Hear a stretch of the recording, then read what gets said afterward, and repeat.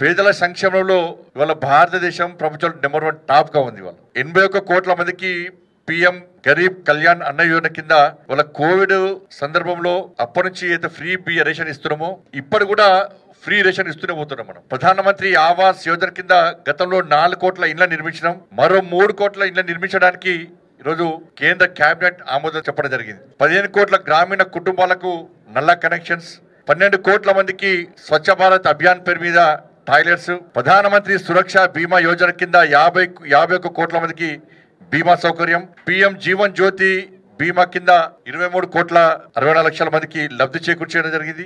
2014 నాటికి 14 కోట్ల కేవలం 14 క్రోడ్స్ 14 కోట్ల బ్యాంక్ ఖాతాలు మాత్రమే ఉన్నట్టు.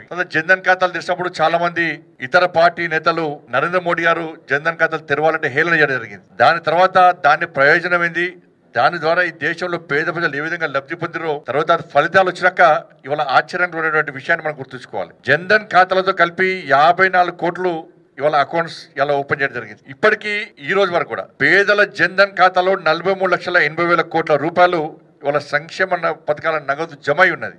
సొంతగా పేదలు దాచుకున్నటువంటి నగదు ఎంత అంటే 2,46,000 కోట్ల రూపాయలను వాళ్ళ సొంత నగదు వాళ్ళ బ్యాంక్ అకౌంట్ లో జమ చేసుకున్నారంటే జన్ధన్ ఖాతాల వల్ల ప్రజలకు ఏ విధంగా లబ్ధి చేకూరుతున్నది, ఏ విధంగా దీన్ని ఉపయోగించుకుంటున్నారో మనం తెలుసుకోవాల్సిన అవసరం ఉంది.